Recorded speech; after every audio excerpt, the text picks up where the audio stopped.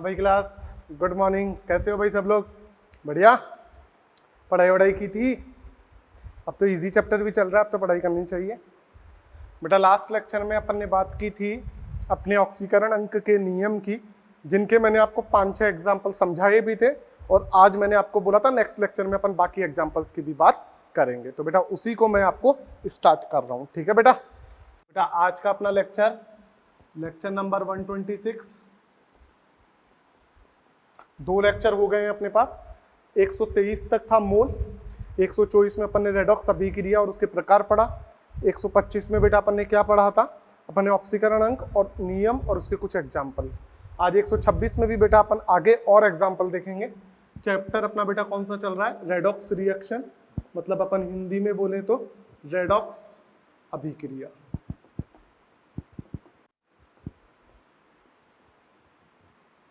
Done बेटा? तो बेटा रेडॉक्स अभिक्रिया में अपन आज कुछ एग्जांपल्स की और बात करवा रहा हूँ, जिससे अच्छी प्रैक्टिस हो जाए अपने पास। बेटा मान लीजिए हमको बोला NH3, इस पे ऑक्सीकरण अंक निकालना है। इसमें किस पे निकालना है? N पे निकालना है। डन। ऐसे ही बेटा मुझे बोला H2O2, इसमें O पे निकालना है। ऐसे ही मुझे बोला बेटा S3PO2, P पे निकालना है। ऐसे ही बेटा मुझे आगे बोला इसने C6H12O6 कार्बन पे निकालना है। ये बेटा क्या है आपका? आप लोगों को पता है, इसे ग्लूकोज बोलते हैं। सही बात है बेटा।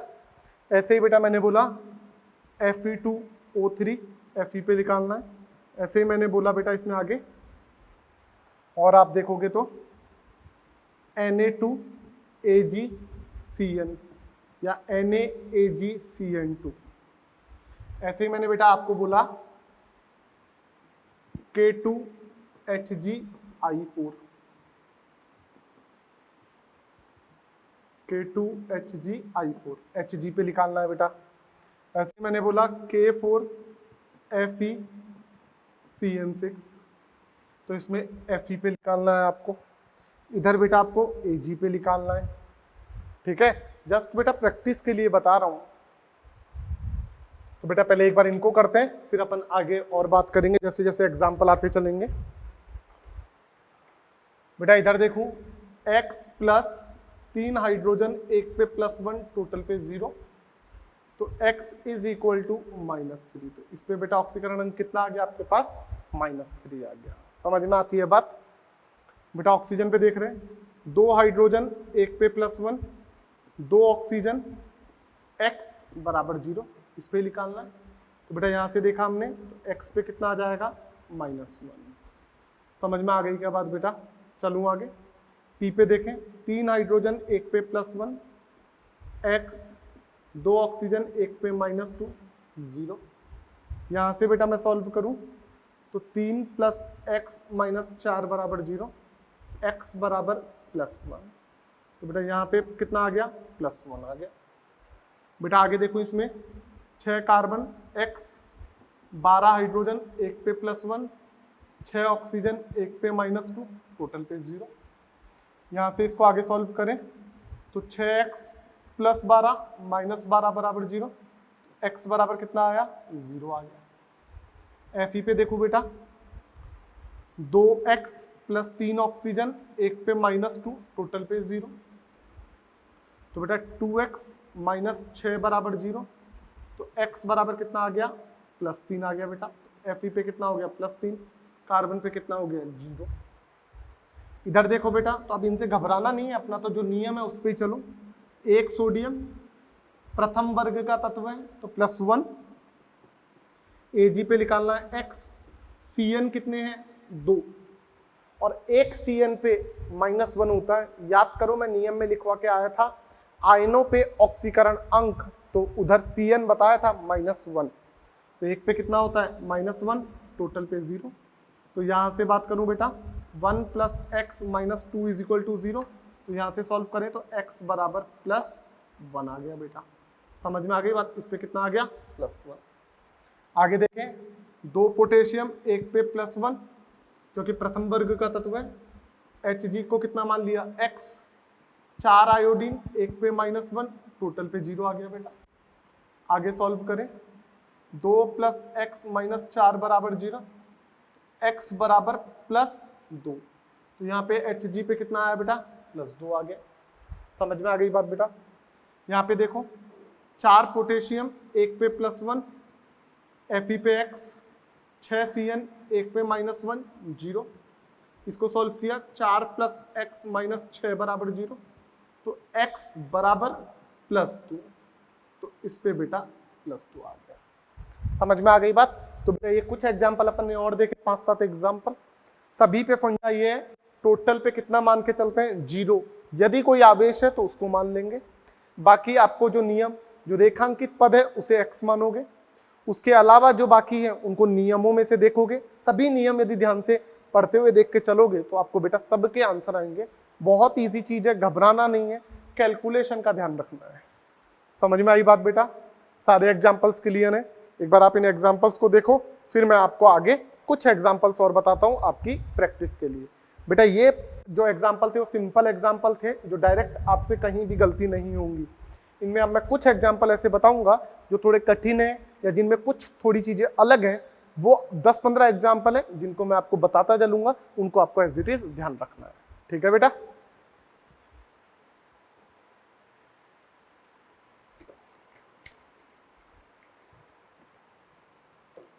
रफ करो बेटा इसको।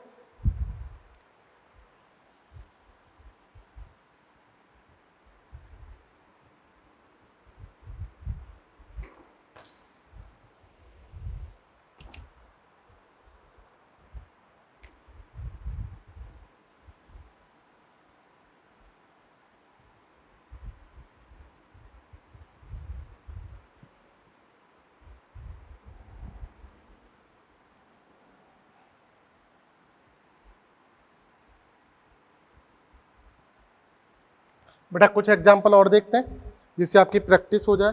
करूँ स्टार्ट। बेटा अभी तक जो एग्जाम्पल मैंने बताया फिर से वही बात, सिंपल एग्जाम्पल है, थोड़े जिनमें अलग है और कुछ चीजें नहीं है उनको समझा रहा हूँ। ये एग्जाम्पल फिक्स है, 15-20 एग्जाम्पल है, इनसे बाहर कुछ नहीं आएगा, इनको आपको डायरेक्ट ध्यान रखना है। डन। आपको मॉड्यूल में भी मिलेंगे। तो बेटा एक मैंने ऐसे बोल दिया आपको, देखो Na2FeCN5NO, इसमें Fe पे लिखा दो। तो बेटा आपने बोला 2 सोडियम 1 पे +1, सही बात है। Fe पे x, 5 Cn 1 पे -1। इस कंप्लीट NO पे, बेटा ये पूरा NO एक ही है, ध्यान रखें, लेकिन वहां आपको एग्जाम में ब्रैकेट बना के नहीं देगा, आपको ध्यान रहना चाहिए। एक NO इस पे +1, टोटल पे। बेटा यहां से इसे सॉल्व किया मैंने, तो 2 + x - 5 + 1 बराबर 0। तो बेटा यहां से अपन ने सॉल्व किया तो कितना आया, x बराबर +2। समझ में आ गई बात। बेटा इधर दिक्कत क्या है, ये इंपॉर्टेंट एग्जांपल्स में क्यों लिखा मैंने, आज अपन जितने भी एग्जांपल्स की बात कर रहे हैं वो सारे इंपॉर्टेंट रहेंगे।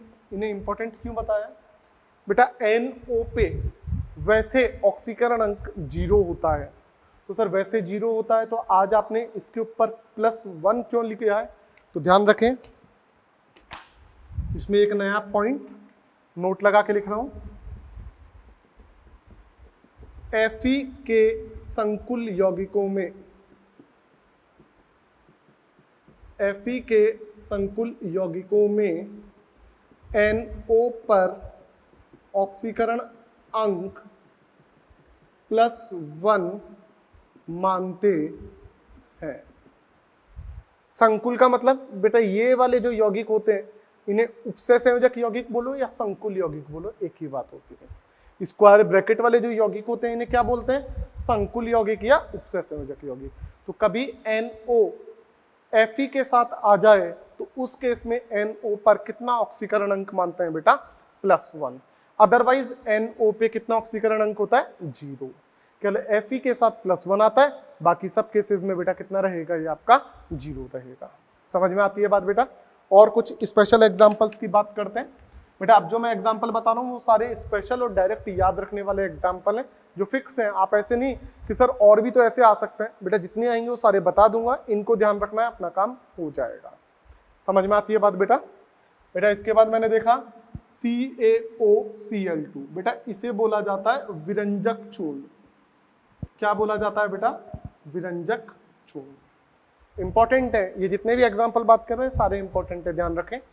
इसमें बेटा Cl पे आपको ऑक्सीकरण अंक निकालना है, तो आपने Cl पे ऑक्सीकरण अंक निकाला। देखो कैल्शियम, बेटा कैल्शियम वर्ग 2 का तत्व है। आप जाके देखो आपके नियम में दूसरा नियम लिखवाया था, वर्ग 2 क्षारीय मृदा धातु पर ऑक्सीकरण अंक +2 होता है। तो बेरिलियम, कैल्शियम ये बेटा सेकंड वर्ग का तत्व है। तो कितने कैल्शियम है? एक पे कितना ऑक्सीकरण अंक? 2। एक ऑक्सीजन, एक पे कितना ऑक्सीकरण अंक? -2। 2 क्लोरीन है, x बराबर 0। बेटा यहां से सॉल्व किया तो 2 - 2 + 2x बराबर 0। तो यहां से बेटा x पे ऑक्सीकरण अंक आया 0। समझ में आ गई बात? यहां से हमें पता लगा कि विरंजक चूर्ण में क्लोरीन के ऊपर ऑक्सीकरण अंक 0 है। बेटा ये ऑक्सीकरण अंक 0 जो आया वो औसत ऑक्सीकरण अंक है। यदि आपसे प्रश्न में ये पूछ लिया जाए कि विरंजक चूर्ण में दोनों क्लोरीन के परमाणुओं पर कितना कितना ऑक्सीकरण अंक है, तो 0 0 नहीं है। कुछ स्पेशल एग्जाम्पल में हमें ध्यान रखना है जो मैं आपको बता रहा हूं, देखते जाओ। तो बेटा एक्चुअली में होता क्या है, जो विरंजक चूर्ण है उसका निर्माण कैसे हुआ है वो देखो। विरंजक चूर्ण जो हमारा CaOCl2 है वो किससे मिलके बना है? Ca + HCl और HOCl। बेटा ये जो विरंजक चूर्ण है इससे मिलके बनता है, आगे आपको पता लग जाएगा। बेटा यहाँ पे देखो H पे +1 आएगा तो Cl पे कितना आएगा? -1। OH पे -1 होता है, ये मैं आपको आयनों पे ऑक्सीकरण अंक वहां पे लिखवा के आया हूं। तो यहाँ पे बेटा यदि मैं बात करूं तो OH पे -1 आएगा तो Cl पे कितना आएगा? +1। Cl पे तो +1 और OH पे -1, भाई तभी तो दोनों बैलेंस होगा। समझ में आ गई बात? तो OH पे -1 है तो Cl पे कितना आएगा? +1। तो इस तरीके से बेटा मुझे पता लगा कि जो 2 क्लोरीन है CaOCl2 में, उसमें एक पे तो -1 है, एक पे +1 है। इसलिए बेटा आगे की बात सुनो, जो CaCl2 है उसमें हमने बोला एक Cl पे तो कितना ऑक्सीकरण अंक है? -1 और एक पे कितना अंक है? +1। तो हमने बोला Cl पर ऑक्सीकरण अंक कितना कितना आया? -1 और एक पे कितना आया? +1। ये आप बेटा याद रखोगे। समझ में आ गई बात बेटा? तो आपने क्या बोला? विरंजक चूर्ण में क्लोरीन पर ऑक्सीकरण अंक कितना कितना है? +1 और -1। कैसे पता लगा? हमने जब इसका निर्माण देखा तो हमें पता लगा ये HCl और HOCl से मिलकर बना है। तो इधर Cl पे -1, इधर Cl पे +1 आया। समझ में आती है क्या बात? तो सर ये क्या है? बेटा ये जो है ये आपका है औसत ऑक्सीकरण अंक। जब आपसे ये बोले कि CaOCl2 विरंजक चूर्ण में दोनों Cl परमाणुओं पे ऑक्सीकरण अंक कितना कितना है, तो आप बोलोगे +1 और -1। औसत, तो बेटा देखो +1 और -1 को जोड़ो तो आपने इधर से औसत निकाला। औसत ऑक्सीकरण अंक वो भी निकालना सिखा देता हूं। तो औसत ऑक्सीकरण अंक देखो, एक पे -1, एक पे +1, ठीक है। और कितने परमाणु हैं? 2। तो -1 + 1 0, 0/2 0। तो बेटा औसत ऑक्सीकरण अंक 0, जबकि अलग अलग बात की जाए तो एक पे -1 और एक पे +1 रहेगा। समझ में आती है क्या बात बेटा? इंपॉर्टेंट है। आगे और देखते हैं अपन। देखें इसी टाइप से बेटा कुछ एग्जाम्पल और बात कर रहे हैं। मैंने बात की बेटा आपसे Fe3O4। क्या बात की बेटा? Fe3O4। इसको चेक कर लेते हैं बेटा, ये क्या फंडा है, इसके ऊपर कितना है चार्ज, किस तरीके से निकाला जा रहा है, इसकी बात कर रहा हूं। तो बेटा मैंने यहाँ पे Fe पे निकाला, आपने बोला 3x, 4 ऑक्सीजन, एक पे -2, टोटल पे 0। यहाँ से सॉल्व किया तो 3x - 8 बराबर 0, तो x बराबर +8/3। ये Fe3O4 में Fe पे ऑक्सीकरण अंक आया। और ये ऑक्सीकरण अंक कौन सा है बेटा? ये आपका ऑक्सीकरण अंक है औसत ऑक्सीकरण अंक। औसत मतलब तीनों Fe का औसत ले लिया तो इतना आ रहा है सब पे। वैसे अलग अलग कितना है तो आपको इसका निर्माण देखना पड़ेगा बेटा। और इसका निर्माण देखो किससे होता है Fe3O4 का। Fe3O4 किस किस से मिलके बनता है? FeO प्लस Fe2O3 से मिलके बनता है। ठीक है, Fe3O4 को तोड़ोगे तो ये किस किस से मिलके बनता है? FeO प्लस Fe2O3 से मिलके बनता है। बेटा यहाँ पे यदि अपन ऑक्सीकरण अंक की बात करें तो यहाँ पे Fe पे ऑक्सीकरण अंक है +2, सॉल्व कर लेना, x - 2 बराबर 0 तो +2। इस पे भी आप निकाल सकते हो 2x + 3 - 2 बराबर 0 तो x बराबर आपका आएगा +3। यहाँ पे x - 2 बराबर 0, x बराबर कितना आया? +2। इस पे आया +3। तो आप बेटा समझो Fe3O4 में औसत ऑक्सीकरण अंक 8/3 है, लेकिन कितने Fe है? 3 Fe है। उनमें एक पे ऑक्सीकरण अंक 2 और बाकी 2 Fe पे ऑक्सीकरण अंक कितने कितने हैं? 3 ऑक्सीकरण अंक हैं। तो बेटा अपन औसत ऑक्सीकरण अंक कैसे निकालते हैं वो समझ लो। औसत ऑक्सीकरण अंक, तो एक पे तो +2, एक पे +3, एक पे +3, दो तो 3 वाले हैं और एक 2 वाला है। कितने Fe हैं? 3 Fe हैं। 3 में बांट दो, तो बेटा 3 में बांटा आपने तो 3 3 6 और 2 8, तो यहाँ से कितना आया बेटा आपके पास? यहाँ से आपके पास बेटा आया 8/3। ये क्या है? औसत ऑक्सीकरण अंक। तो अब आपका क्वेश्चन पूछने पे डिपेंड करता है। यदि आपको ये बोले Fe3O4 में ऑक्सीकरण अंक बताओ, तो ऑप्शंस में यदि 8/3 के अकॉर्डिंग मिल रहा है तो औसत ऑक्सीकरण अंक 8/3। और मैंने पूछ लिया Fe3O4 में Fe पे कितने कितने ऑक्सीकरण अंक है, तो आपने बोला एक Fe पे तो +2 है, बाकी 2 Fe पे +3 है। समझ में आती है बात बेटा? तो ये अपने कुछ स्पेशल एग्जाम्पल में ही अपन 5-6 एग्जाम्पल और देखेंगे, उनसे बाहर कुछ नहीं आएगा बेटा, इनको आपको ध्यान रखना है। समझ में आ रही है बात? इसको रफ करो।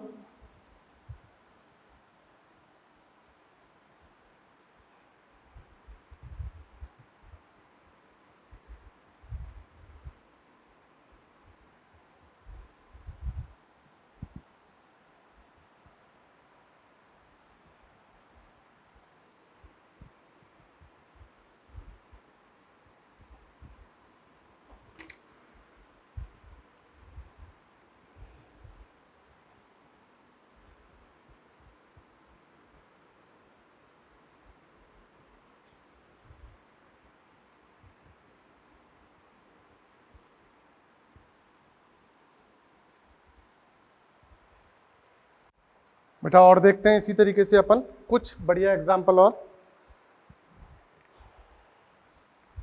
CO3O4 सेम Fe3O4 की तरह ही है बेटा।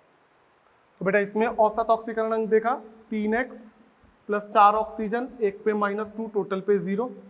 यहां से आपने सॉल्व किया तो x पे आया बेटा +8/3। ये क्या है बेटा? आपका औसत ऑक्सीकरण अंक है। क्या है बेटा आपका? ये औसत ऑक्सीकरण अंक है बेटा। वैसे इसका निर्माण हम देखें, इसका निर्माण किससे हुआ है तो देखिएगा बेटा, जो आपका CO3O4 है वो आपका COO + CO2O3 से मिलके बना है। अब बेटा इस पे ऑक्सीकरण अंक निकालना आप जानते हो। इस पे देखो x - 2 बराबर 0 तो x बराबर +2, तो इधर +2। इसमें देखो 2x + 3 - 2 बराबर 0 तो x बराबर +3, तो बेटा यहां से आया ये +3। डन।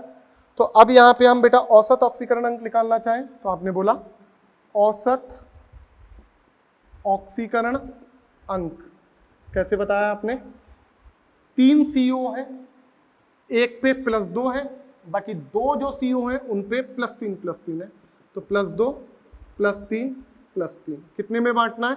3 में बांटना है। 3 है तो कितना आएगा? 3 3 6 और 2 8, 8/3। ये आपका औसत ऑक्सीकरण अंक। समझ में आती है बात बेटा? ऐसे ही बेटा अपन आगे और देख लेते हैं 1-2 एग्जाम्पल।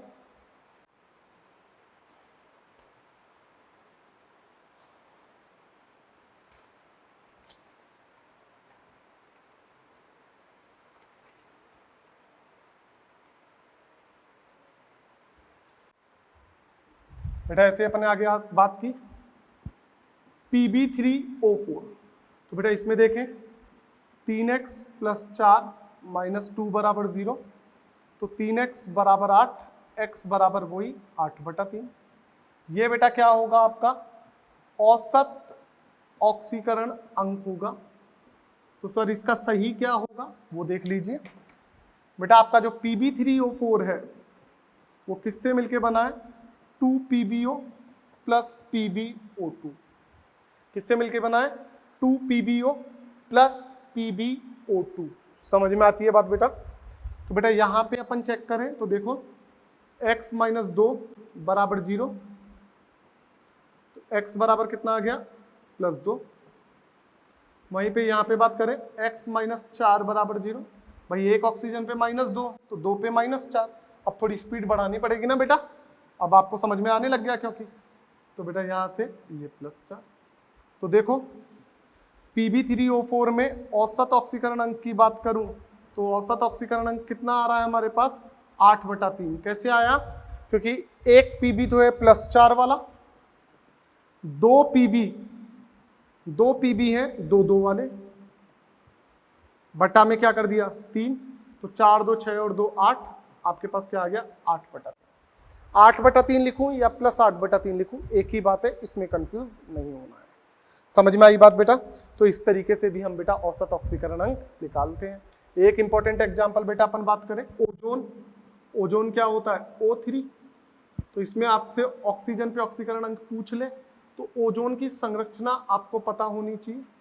तो बेटा आज मैं बता देता हूं कुछ की संरचना जो फिक्स होती है वो ये है। डन। तो बेटा ये ऑक्सीजन इसके साथ, एक बार इसको भूल जाओ, इस वाले को ये भूल जाओ, ये ऑक्सीजन इसके साथ उपसहसंयोजक बंध बना रहा है।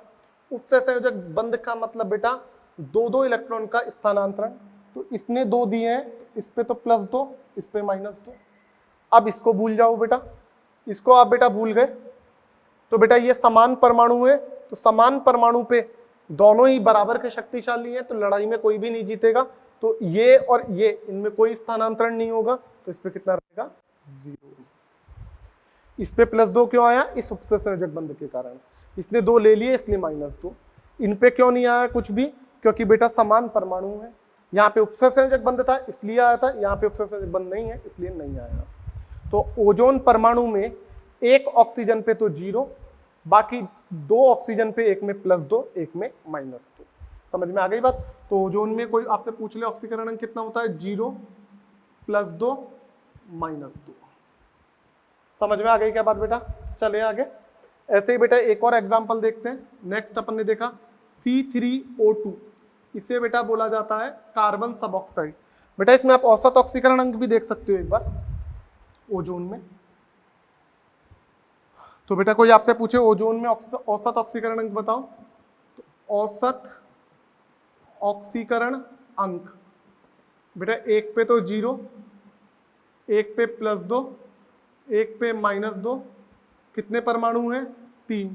तो टोटल कितना रह गया बेटा? 0। समझ में आ गई बात? औसत ऑक्सीकरण अंक तो आया 0, जबकि वैसे एक पे 0, एक पे +2, एक पे -2। ऐसे ही बेटा नेक्स्ट एग्जांपल बात कर रहा हूं एक और मैं। बेटा नेक्स्ट एग्जांपल अपन ने बात की C3O2। बेटा इसका रटने वाला नाम है कार्बन सब ऑक्साइड। क्या बोलते हैं बेटा इसे? कार्बन सब ऑक्साइड।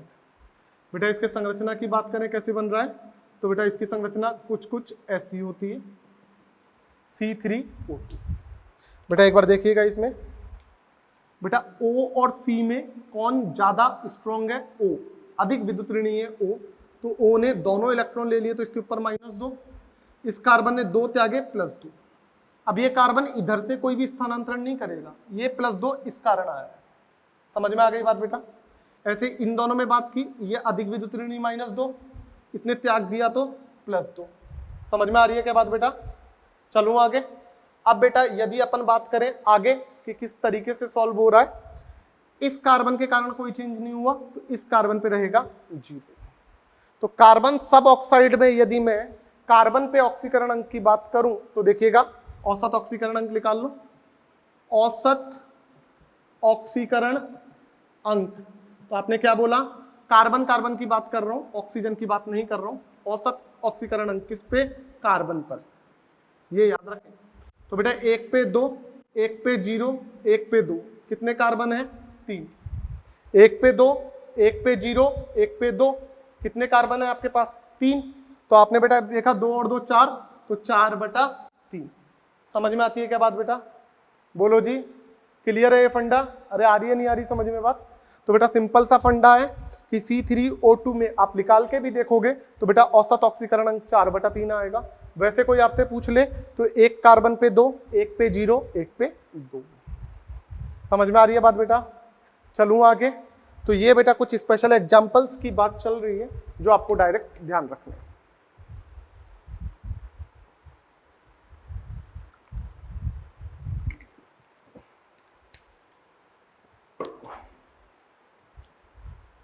रफ करूं बेटा? इनको रफ करते हैं, एक दो जो एग्जांपल और बच रहे हैं उनको और देख लेते हैं बेटा।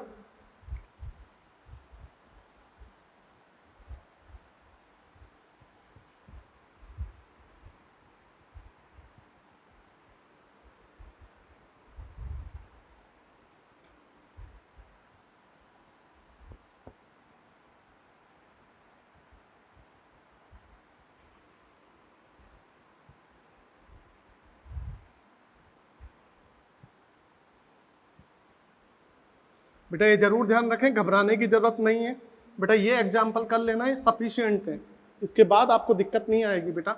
और आप चाहे पूरे मॉड्यूल चाहे पहले के साल के पेपर्स करके देखना, इससे बार कोई भी क्वेश्चन नहीं आ रहा होगा भैया, ठीक है। तो एक दो एग्जाम्पल और बता देते हैं बेटा आपको। एक बेटा मैंने लिया KI3, तो बेटा KI3 में डायरेक्ट याद रखना, वैसे यदि मैं I पे ऑक्सीकरण अंक निकालूं तो देखो क्या आएगा, पोटेशियम पे 1 होता है +1, 3x = 0, तो यहां से बेटा x कितना आएगा -1/3 आएगा। समझ में आ गई बात? वैसे KI3 पे ये तो क्या आया बेटा अपना औसत ऑक्सीकरण अंक। आप बोलोगे सर उसके अलावा अपन बात करें तो ये कैसे हम पता कर सकते हैं? तो बेटा जो आपका KI3 है वो याद रखें, K + I- व I2 का मिश्रण है, K + I- व I2 का मिश्रण है। तो बेटा I2 पे कितना चार्ज होगा? 0। तो अब यदि मैं औसत ऑक्सीकरण अंक की बात करूं तो देखो औसत ऑक्सीकरण अंक, तो बेटा एक पे -1, बाकी दो पे कितना 0 0 बटा 3, तो यहां से बेटा कितना आ जाएगा औसत ऑक्सीकरण अंक -1/3 आएगा। समझ में आ रही है क्या बात बेटा? अरे बोलो, क्लियर हो रहा है बेटा कैसे कर रहे हैं अपन इनको? आगे देखें,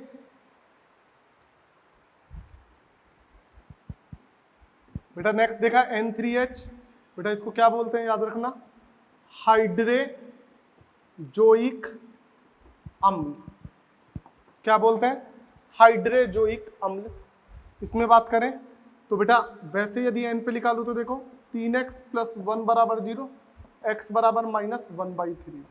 ये क्या है आपका बेटा औसत ऑक्सीकरण अंक। और वैसे बेटा N3H को देखूं मैं तो N3H की संरचना देखो क्या होती है, ऐसी कुछ की संरचना आपको याद रखनी है, ये N3H होता है। तो बेटा ये दोनों N में, तो एक बार इस आगे वाले को भूल जाओ, सिंपल बंद हैं तो कोई फर्क नहीं पड़ेगा। अब आगे वाले को देखो, इसको देखो, उपसंयोजक बंद है, इसने 2 दिए, इसने 2 लिए। अब इधर देखो, इसने इसके 1 लिया, इसने 1 दिया, तो -2 और -1 कितने होगा इस पे बेटा -3। समझ में आ गई क्या बात? इस पे +2, इस पे 0। तो अब N पे औसत ऑक्सीकरण अंक देखें, किस पे देख रहे हैं? N पे औसत ऑक्सीकरण अंक कितना आया? 0 + 2 -3, कितने परमाणु? 3, तो यहां से आया आपके पास -1/3। समझ में आ गई बात बेटा? तो -1/3 इधर था। ऐसे ही बेटा आगे एक दो एग्जांपल और देख लेते हैं। बेटा आपको बोल दिया NH4NO3, तो बेटा इस पे कैसे निकाला जाएगा? ये बड़ा अच्छा और इंपॉर्टेंट एग्जांपल है, पूछा जाता है बहुत बार। तो बेटा इसको अलग करके देख लो। आप बेटा इसको अलग करके देखोगे तो कितना आएगा, अपन उसकी बात कर लेते हैं। देखें अलग करने के बाद कितना आ रहा है। तो बेटा ये जो मिलता है किससे मिला हुआ है, ये NH4 प्लस और NO3 माइनस, इन दो से मिलके बना हुआ है बेटा, NH4 प्लस और NO3 माइनस। तो देखो बेटा इन N पे मेरे को निकालना है। तो देखो x plus 4 plus 1 plus x plus 3 minus 2 बराबर 0। ठीक है, और यहां से देखें तो 2x प्लस 4 माइनस 6 बराबर 0। तो यहां से बेटा अपन ने चेक किया तो x बराबर आएगा प्लस 1।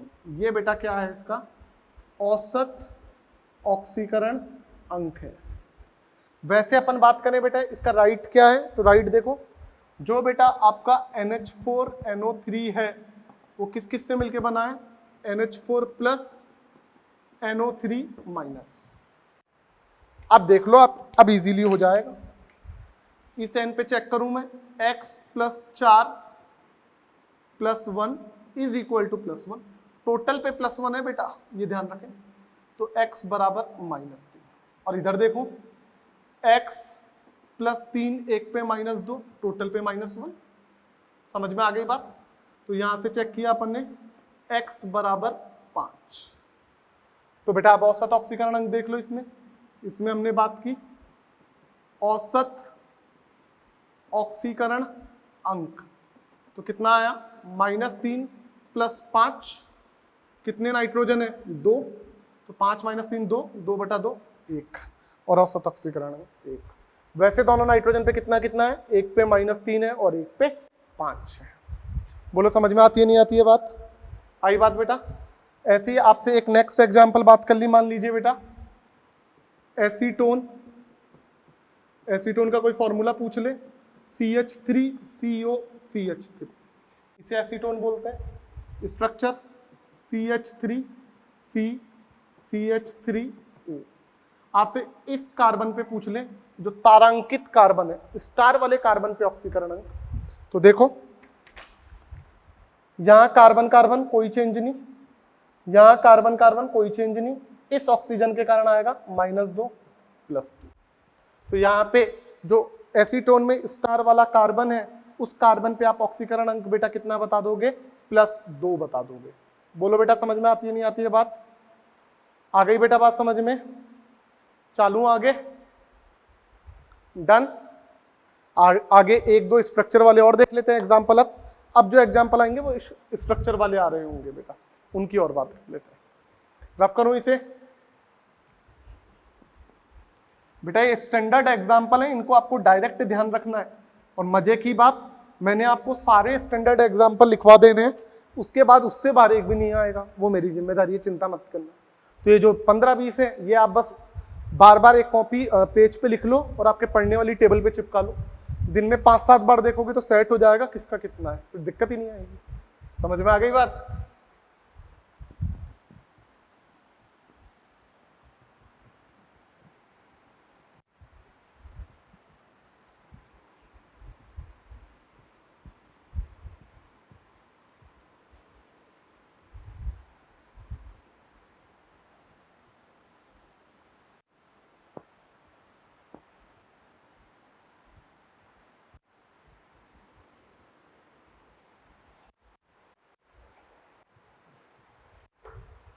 चलो बेटा आगे,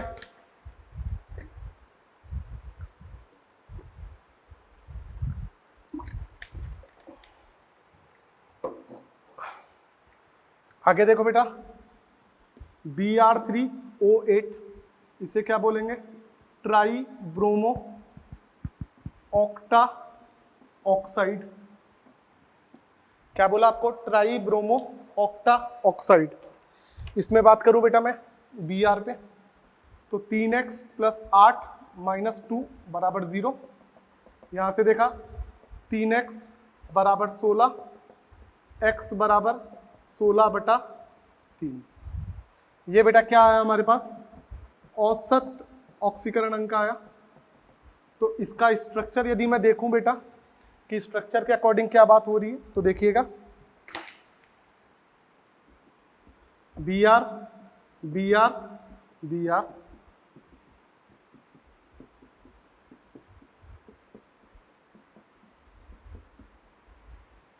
3 Br और 3 और 3 6 और 2 8, क्या हो गए बेटा आपके पास ऑक्सीजन। इन पे ऑक्सीकरण अंक देखते चलो। इस Br O की विद्युत ऋणता ज्यादा होती है, O ज्यादा शक्तिशाली है, तो 2 इलेक्ट्रॉन ले लिए, एक बंद होता तो 1, 2 है तो 2 इलेक्ट्रॉन, इसने 2 दिए, 2 इलेक्ट्रॉन इसने इसको भी 2 दिए, 2 इलेक्ट्रॉन इसने इसको भी 2 दिए। इससे नहीं करेगा क्योंकि समान शक्तिशाली है, तो ये लेने के लिए बोलेगा भाई मेरे में भी उतनी दम है, बराबर के हैं अपन, तो तू भी तेरे काम में मस्त रहे, मैं भी मेरे में। लेकिन O आया तो बेचारे को दबना पड़ेगा क्योंकि कमजोर है। समझ में आ गई बात। ऐसे इस Br -2 + 2 -2 + 2 -2 + 2। इस Br की बात करूं -2 + 2 -2 + 2। समझ में आ गई बात बेटा।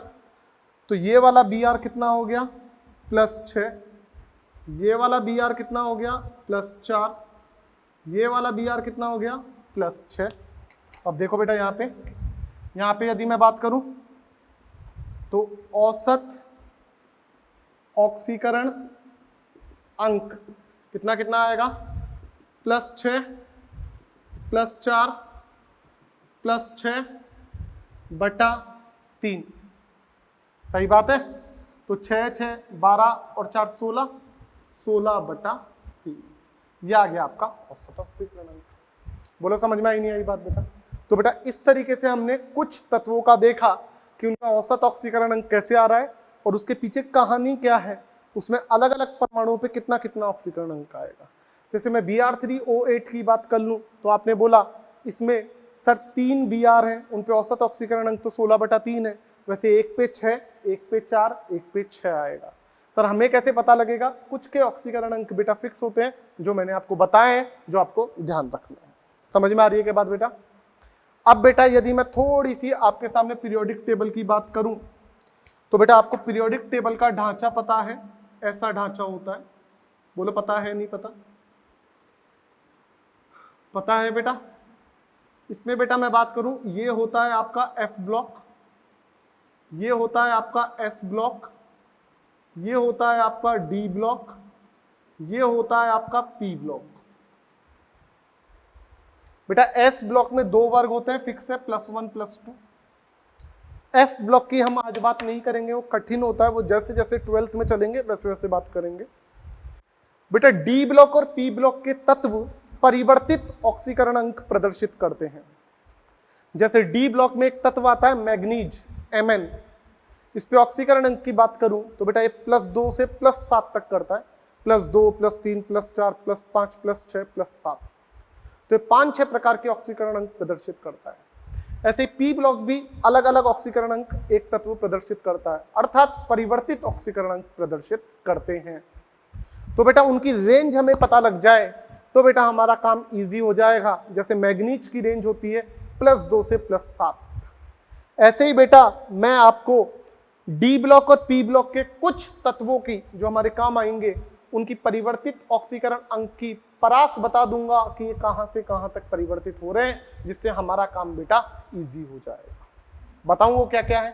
तो देखो आपको उनको ध्यान रखना है, 3-4 पॉइंट है। तो बेटा देखिएगा,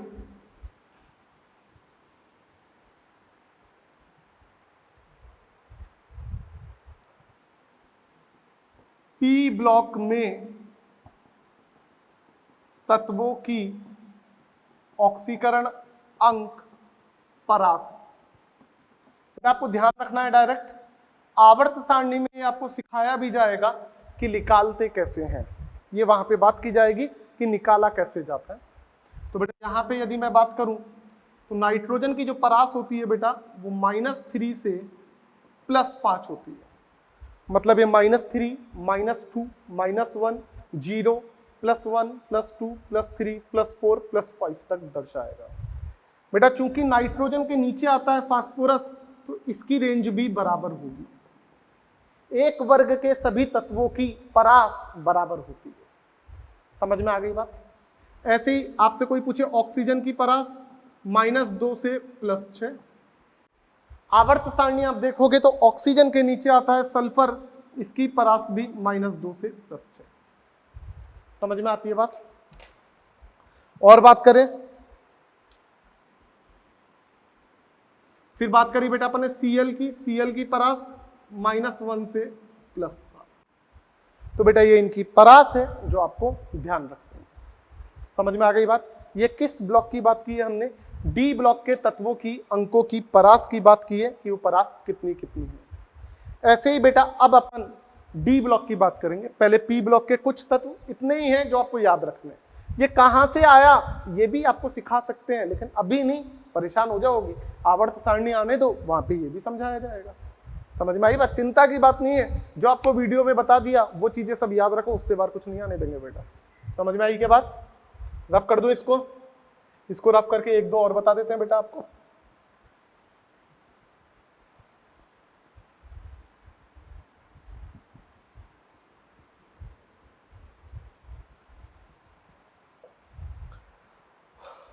बेटा ऐसे ही मैंने बात की डी ब्लॉक के तत्वों की ऑक्सीकरण अंक परास। तो बेटा डी ब्लॉक के तत्वों की ऑक्सीकरण अंक परास देखा आपने कितने कितने आ रहे हैं। तो बेटा यहां पे याद रखें, जैसे आपने देखा Mn की परास आती है +2 से +7।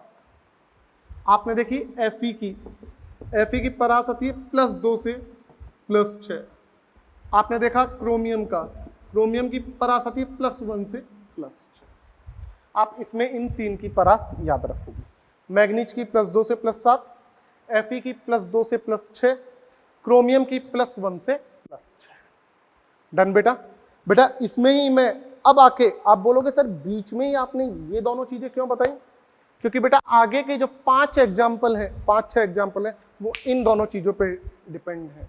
वो अपन बात करेंगे कि इन दोनों पे कैसे डिपेंड है, क्वेश्चन कैसे सॉल्व हो रहा है, इसके पीछे राज क्या है। ऑक्सीकरण अंक परास का मतलब क्या होता है वो बता रहा हूं।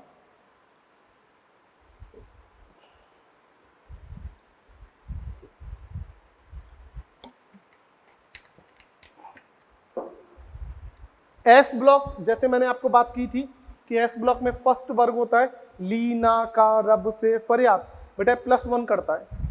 जैसे सोडियम है +1 ही करता है, ऐसे ही मैग्नीशियम है +2 ही करता है। एस ब्लॉक के तत्वों की परास फिक्स होती है। एफ ब्लॉक की अपन अभी बात नहीं कर रहे।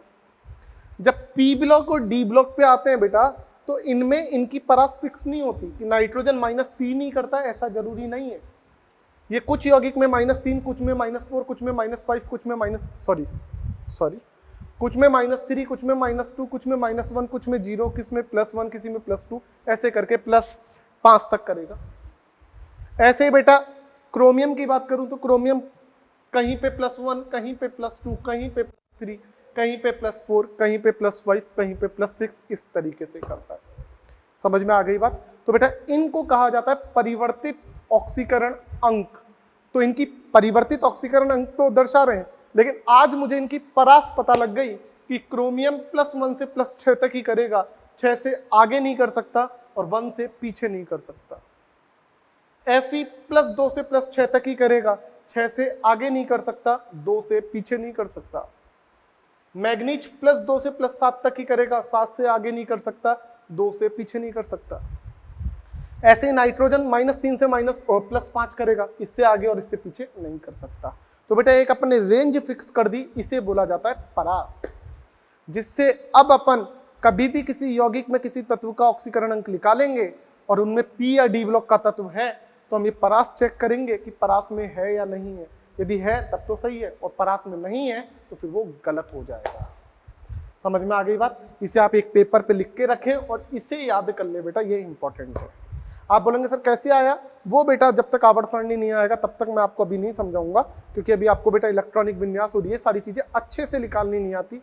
तत्व नहीं पता है कौन से नंबर पे कौन सा आ रहा है। जब अपन आवर्त सारणी पढ़ेंगे तब एक एक की परास मैं आपको निकालना सिखाऊंगा ट्रिक से, कि किस तरीके से हम तत्व को देखते ही बता देते हैं। समझ में आती है बात? तो बेटा नेक्स्ट क्लास में अपन ऑक्सीकरण अंक वाला ये जो टॉपिक चल रहा है इसके 5-7 बढ़िया बढ़िया एग्जाम्पल और हैं वो करेंगे, और फिर अपना आगे वाला टॉपिक ऑक्सीकारक अपचाय ये देखेंगे। ठीक है? तो घबराना नहीं है। आज के लेक्चर में आपको बहुत सारे क्वेश्चन कराए हैं बेटा, क्वेश्चंस वगैरह आपको अच्छे से पढ़ने, बाकी की बातचीत अपन करेंगे कब? नेक्स्ट लेक्चर में। ओके बढ़िया। चलो ठीक है, आज के लिए बहुत है, थैंक यू।